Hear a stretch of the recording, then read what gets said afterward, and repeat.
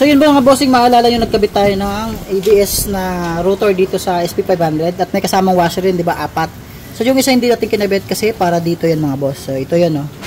Yan, kaya siya ay 4. So yung 3 dito yon. No, para yung rotor disc natin is umangat dito. Ngayon naman, pag kinabit nyo sa ABS, tutukod naman si ABS doon sa rotor disc. So kailangan nyo ilagay ito dito. Yan, kaya 4 yung washer na yun mga boss para dyan yung isa, ano. So mapapansin nyo, pit na pit yan dyan mga boss, oh. Yan, kaya 4 yung washer. Ngayon hindi na sa tukod, sakto na siya, oh. Yung gap, ayun, oh. Ang gap kasi niyan mga bossing ay manipis pa sa piso. Or gatiso, ano. Yan, para gumana ng maayos yung ating ABS. So, pag wala yan mga boss, washer na yan, is tukod siya. Tingnan nyo mga boss, tinanggal natin yung washer.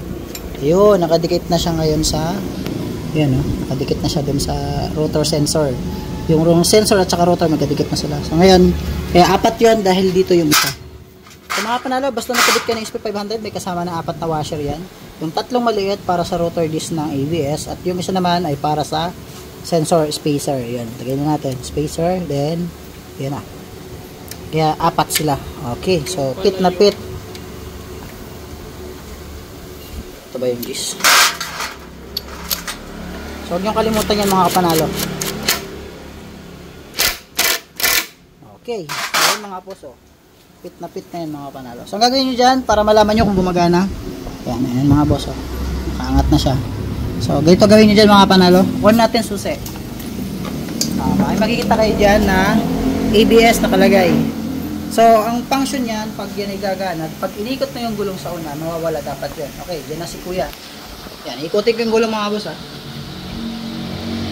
Wala. So, ibig sabihin gumagana, pwede yung ating ginawa. So pag hindi yun nawawala, ibig sabihin malayo yung sensor doon sa rotor disc. So hindi pwede yun. Gagawin nyo, kailangan mapalapit nyo yun. Pag hindi yun yung pinalapit, alam mo mangyayari, nawawala po yung tinatawag natin na speedometer.